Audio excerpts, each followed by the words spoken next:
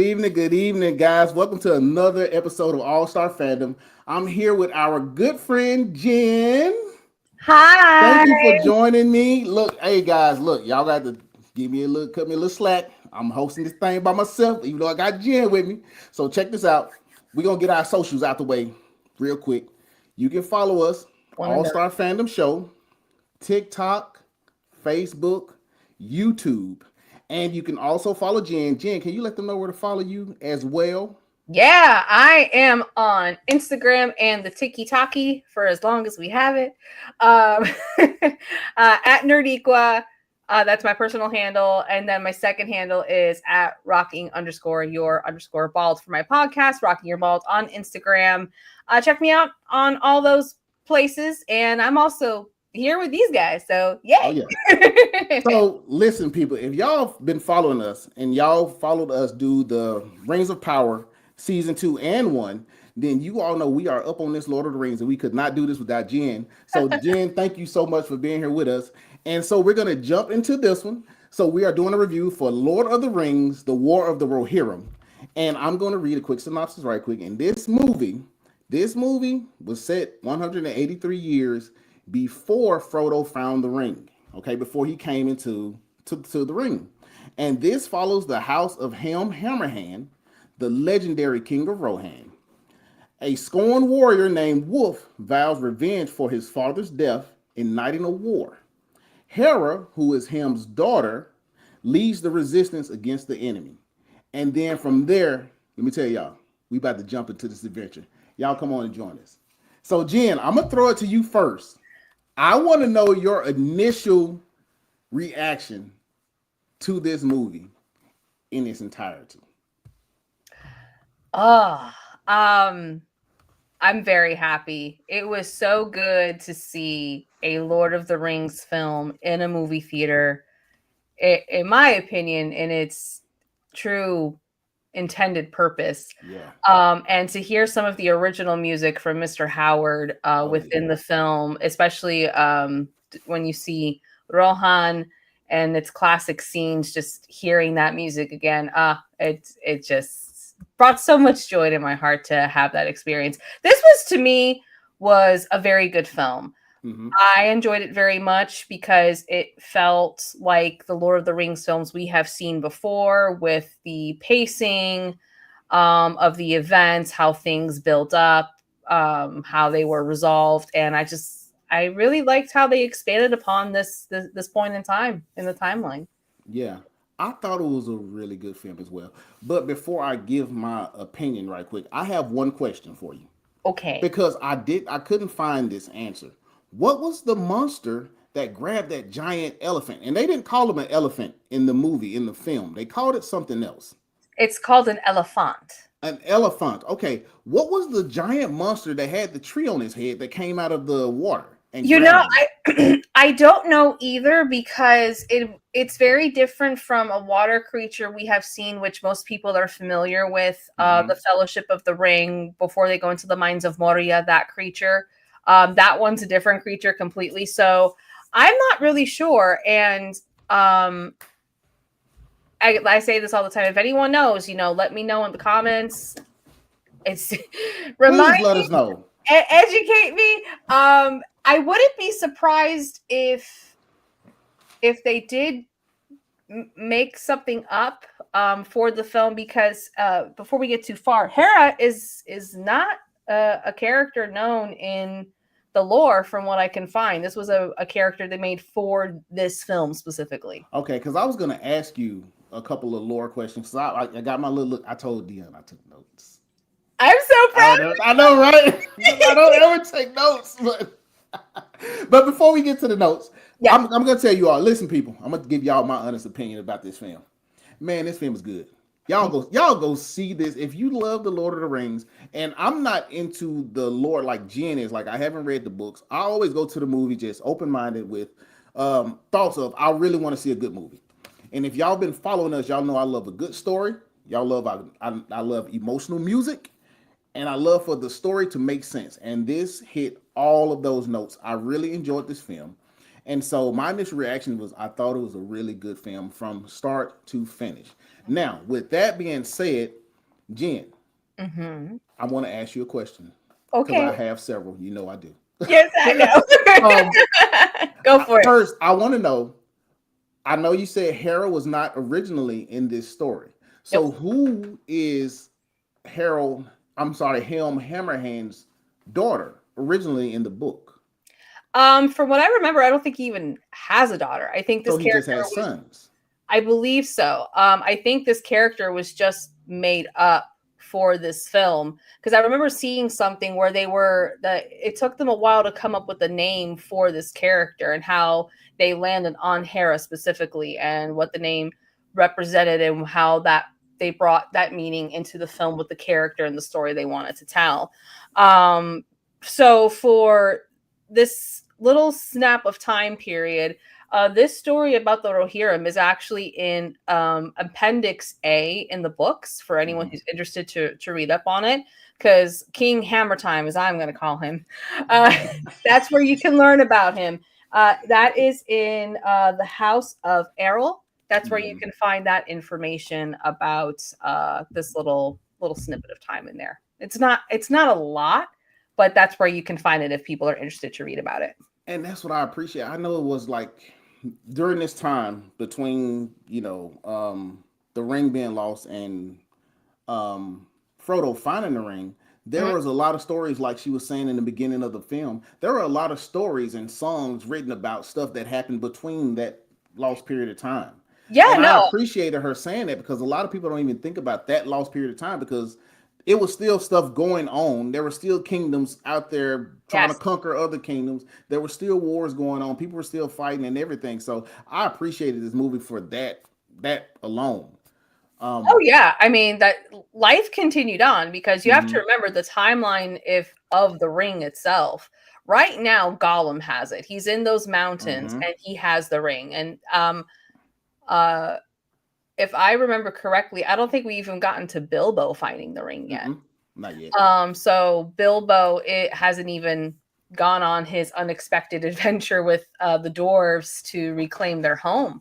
So yeah, we have a bit of time period. So like for the ring timeline, before Gollum even gets it, it sits in that river for over 2,500 years. And Hmm. then Gollum has it for a total of 500 years, and then Bilbo gets it. Hmm. So we're 300 years in before Bilbo shows up.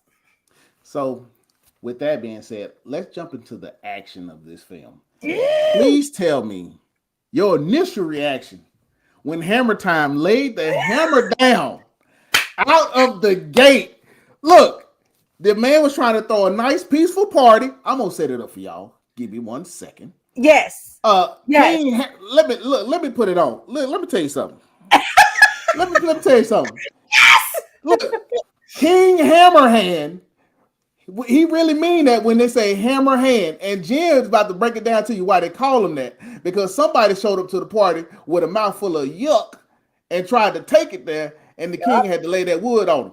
Jim, let him know what happened to the person that tried to lay it down on the king. So yeah, he's just said, you know what? That's right. We have protocols here. I'm not going to do this in my house. We're going to take this outside. And that's what he did. He took it outside with an audience Yes, for everyone to see. and I will tell you the name of this guy. The character we're talking about is Freka. So Yes. Freka is their kin. So they're cousins. Yep. And so he comes, the king invited everybody over. So he comes, he feels the king is old. It's time for him to take over the throne or his son to take over the throne because he presented his son, who is Wolf, to Hera, his daughter, so they can commingle and take over the throne. And this is also because the king was also made an offer by someone, a prince That Gondor, wasn't the family. to make an alliance with the Rohirrim and Gondor. So the two different kingdoms of men, because these are kingdoms of men. Right. And he basically challenges the king, basically saying, like, why isn't any of our kin good enough for your daughter? And like, do you really want me to tell you why? Yeah. In layman's terms. And if y'all hadn't followed, this is how the entire war started the War of the Rohirrim. And so these two gentlemen, they step outside, and Frecker, I call him Dead Jackass, he hit the king with a three-piece. And the king looked at him. He did take a three-piece. The king smiled, and then the king hit him with a one-hitter quitter. And he didn't just knock him out. He was dead. He was out of there. Yeah, like, he was out of there. The king king yells at him to get up. Get up, yeah. Like, I know you can take more than one hit. At him, get up, and that's when Wolf goes, he's dead. And that's when Wolf, the son of Frecker, that's when he vows to get revenge on King Hammerham and his entire family. Yes. I'm sorry, King Hammerhand. Let me say that properly, and his entire family. And then it goes off the rails from there. King Hammerhand banishes Wolf from the kingdom. Wolf goes off into the woods. Years go by. He becomes a king himself, or a ruler himself. And then he comes back and bringing all the smoke. And Jen, let's pick it up from there. When Wolf comes back to bring the fight to Rohan. What was interesting, and again, spoilers for this, was that when we are introduced to him, he was actually camping out in front of Isengard. Mm-hmm. I thought that was very interesting, because then my brain is like, where's Saruman in this area? Yes. Why isn't he addressing anything? And that's actually revealed later. Mm-hmm. And we do get a snippet of him in the trailer. So that was also, I know I'm jumping ahead, but that was really cool to see. And then they definitely AI'd hit Christopher Lee's voice, because that was Christopher Lee's voice. I was like, oh my gosh, they got Christopher. And it was really good. Oh gosh, it was beautiful. Mm-hmm. But yeah, so they're Wolf has been basically gathering resources, building an army of different tribes of men from the south, where we see an elephant, which is also a nod to what's coming in the films later on. And I think one of the most interesting scenes in how we see that is when an elephant is basically just raging. Like something happened and it's raging, and you get to see a little bit more of Hera's character and how clever she is, and that she is just something different that has not probably been seen in a really long time with someone like her. So how resourceful she is, how quick on her feet she is, and that she knows the land, she knows the landscape. So yeah, that was really cool. And even to see like the squabble between Hera and the cousin, and helping Hera in that situation, and what happens in the film.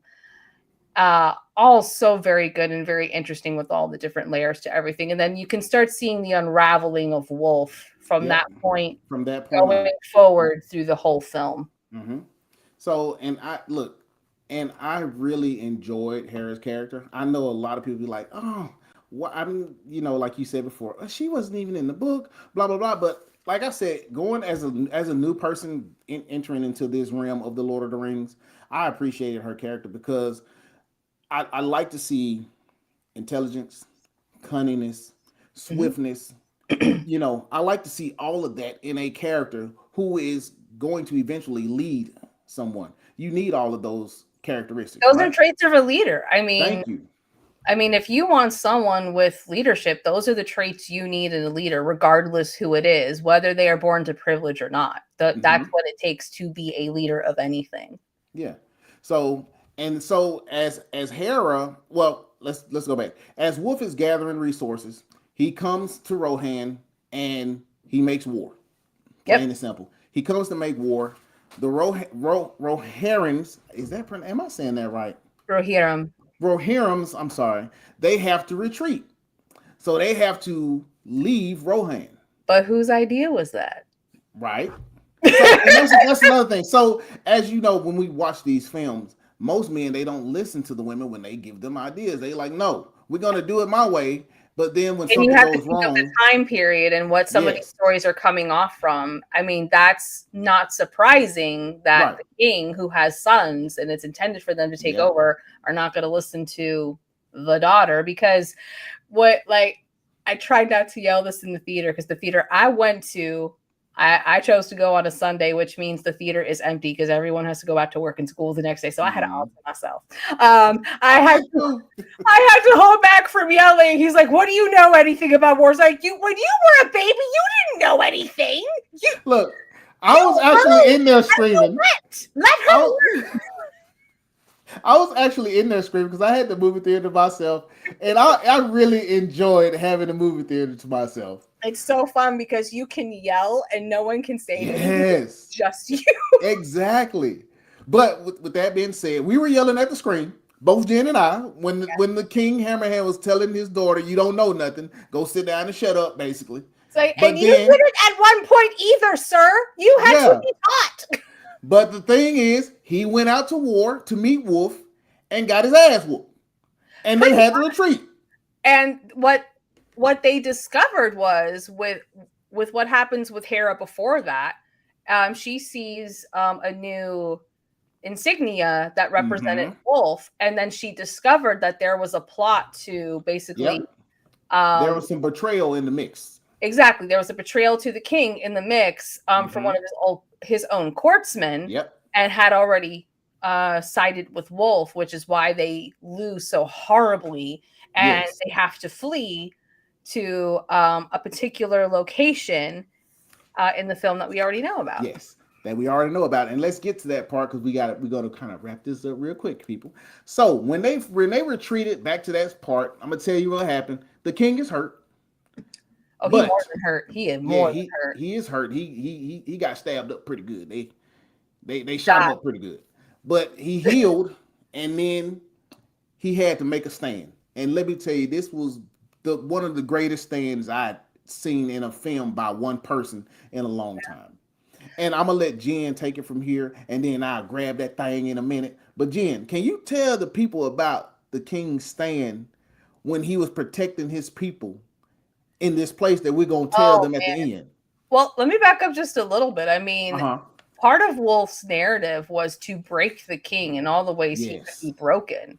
And you could, for a moment, you can just see that. Because one of the things I noticed about this film is that it didn't hold back on the violence. It did not cover anything. It's like you saw things. Even though it's animated and you know. Yeah. And the animation, this anime style is just beautiful. Did it not remind you of like He-Man? Yeah. I thought I wasn't the only person that got that. Yeah. I was just waiting for someone to say, "I have the power." Yeah. I know, right?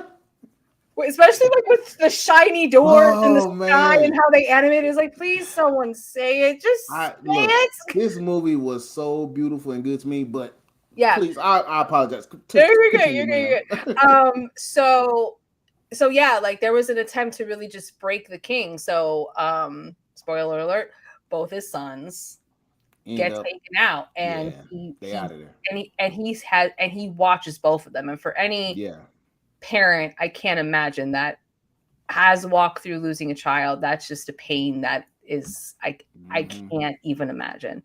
But the king and his spirit and his resilience and how he was able to recover and basically take a stand, going out at night, taking men out left and right to basically bring down Wolf's forces to the point where now people are thinking that they create their own myth and legend about a ghost. And that it's a ghost coming after them. Which I'm like, you know what? That kind of happens in the olden times. Stuff like that would happen, and they would create. They say he was a wraith, and if you know Lord of the Rings, you know what the wraiths are.